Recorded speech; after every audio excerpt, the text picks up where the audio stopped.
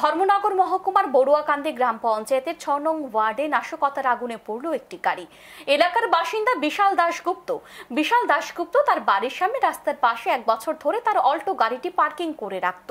আগে কোনোদিন কোনো ধরনের ঘটনা ঘটেনি। এরই মধ্যে শুক্রবার রাতে তিনি দেখতে পান ওনার গাড়িতে দাউ দাউ করে আগুন জ্বলছে। সাথে সাথে খবর দেন ধর্মনগর দমকল বাহিনীর কর্মীদের। দমকল বাহিনীর কর্মীরা দ্রুত ঘটনাস্থলে ছুটে গিয়ে আগুন নিয়ন্ত্রণে আনে। ততক্ষণে বিশাল দাশগুপ্তের গাড়িটি আগুনে পুড়ে ছাই হয়ে যায়। বিশাল দাশগুপ্ত জানান ওনার গাড়ির এক পাশের দরজার লক খারাপ ছিল। এই সুযোগ নিয়ে এলাকার এক যুবক ওনার গাড়িতে বসে মদ্যপান করত। এই নিয়ে ৩ দিন পূর্বে ওই যুবকের সাথে ওনার ঝামেলা হয়েছিল।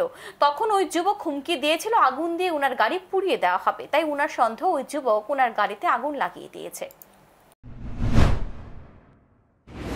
মানে আপনার গাড়ির মধ্যে বসে খায়? আপনার আমার গাড়ির মধ্যে বইয়াই খাইছে। আমি মানে একদিন দেখছি এটা গাড়ির মধ্যে বইয়া যে খাইছে। না ইয়ে কি গাড়ি কি লক করা থাকতো না? গাড়ি আমার বাম দিকে লকটা একচুয়ালি খারাপ আসলো। আচ্ছা, মানে ডোরের দরজাটা খারাপ আসলো, লকটা খারাপ আসলো দিকা এটার মধ্যেই।